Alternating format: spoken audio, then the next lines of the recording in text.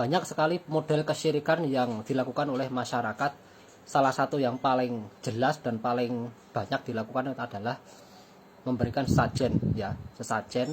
Ada orang mati diberikan sajen berupa kopi dan beberapa makanan ditaruh di bawah orang yang meninggal. Itu adalah sesajen dan diberikan kepada demit atau jin atau setan.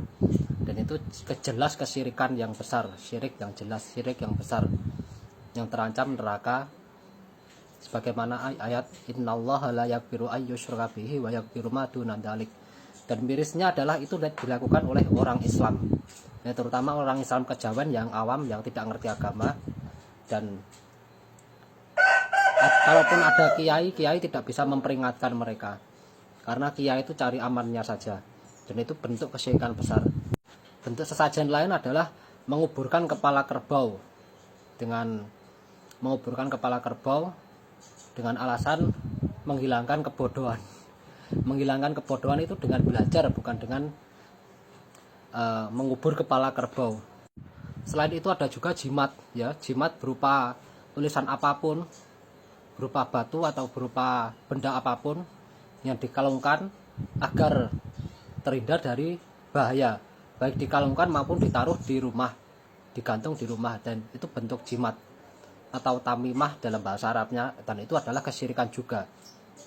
Ada jimat yang berupa tulisan, meskipun itu tulisan Arab, tulisan raja-raja Arab.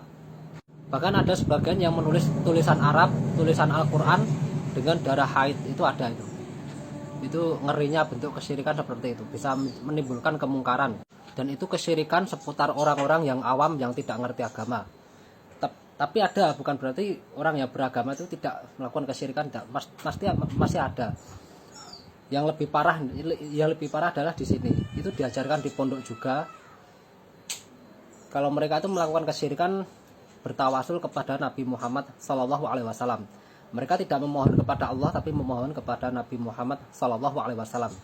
Itu kan ada bentuk sholawat, sigotnya adalah Aghithni ya Rasulullah, artinya tolonglah aku wahai Rasulullah, bukan wahai Allah, tapi wahai Rasulullah, tolonglah aku. Itu adalah bentuk kesyirikan karena mereka meminta kepada Nabi Muhammad.